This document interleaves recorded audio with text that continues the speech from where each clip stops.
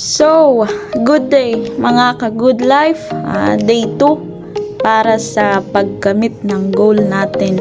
At bago ang lahat, welcome nga po pala sa aking vlog. So, naka voice over na tayo since may mga restriction pala sa music. Ayan, kaya na-mute yung video after ng ilang oras. Ayan. Kaya gagawa natin ng paraan para hindi sayang ang ating video. At ayan. Tuloy na tayo sa ating pag-exercise. At nagsimula ako sa aking pag-exercise ng pag-stretch. Syempre, para mas maging magaan ang ating paggalaw during our exercises. So, ako yung gumawa ng iba't ibang exercises tulad ng pagbinat-binat sa mga paa at kamay. Ayan, at sa sumunod ay ang pagpupersa sa legs para may pressure bago tayo magpa-plank. Ayan.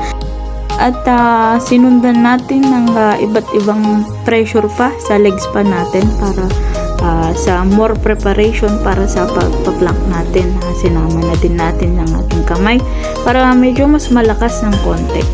Ayan.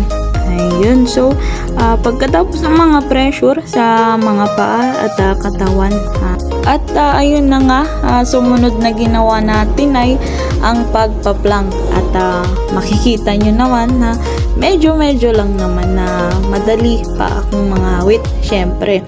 At di natin ikakailayan dahil nag-uumpisa pa lang tayo para lumakas, syempre, mga ka-good life. At ayan, sumunod ay ang konting stretch sa likod, pambawi sa pagpa-plank. Ayan. At doon na nga tayo tumayo para mag-stretch para madagdagan pa yung ating lakas, lalong-lalo na sa ating mga paa. Para na din sa preparation ng ating pagja-jumping mamaya. At ito po yung isusunod natin at magiging last na activity para sa ating katawan. At medyo mahirap mag-jumping mga ka-good life. Alam naman natin yan. Lalong-lalo na sa mga kagaya ko na may kabigatan ng konti lang naman ng katawan. Ayan. At pagkatapos niyan ay dinagdagan ko pa ng konting pag-i-stretch para na din sa preparation natin sa ating pagja-jumping. Ayan. At medyo flexible ako tignan dahil naka times 2 po yung ating video for your awareness mga ka-good life.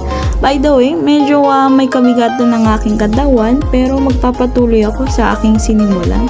So hanggang dito na lang mga ka-good life. Please support, like and follow and share my video. Ayan. Maraming salamat mga ka-good life and thank you for watching.